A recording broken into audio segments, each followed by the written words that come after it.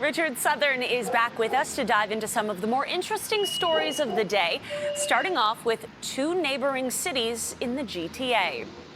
Hi, Michelle. They did a big survey to find the rudest cities and the nicest cities in Canada.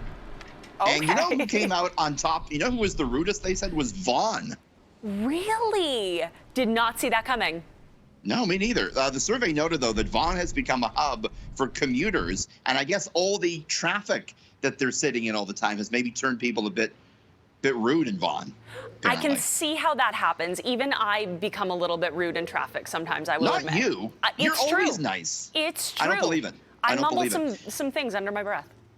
No, never. Or maybe only at 6:40 to Richie, would you? Coquitlam. Coquitlam was number 2 on the rude list. Brampton was 3rd. Politest city in Canada, Markham, Ontario, which is situated right next to Vaughan, as it turns out. They say Markham's cultural richness and varied residents may contribute to them being the most tolerable and polite, Michelle. That is fascinating. Who knew, Richard?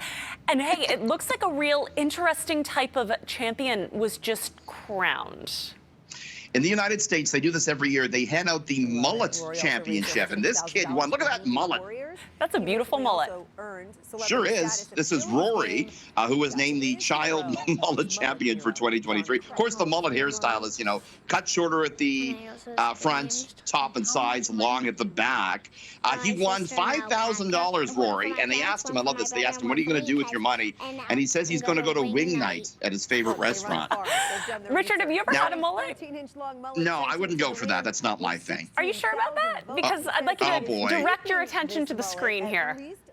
Did you go through my high school yearbook? Is that what you did? We found it, Richard, and I gotta say, it looks great. I think you should bring it back.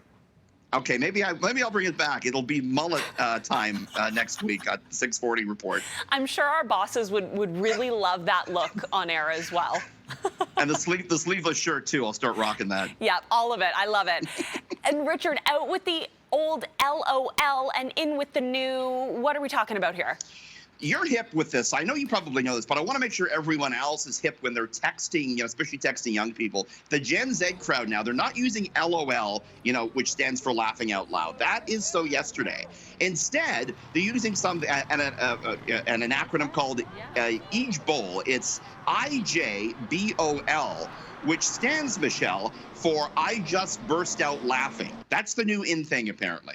I don't know if I've ever felt so old. You never heard of this? I have never heard of this.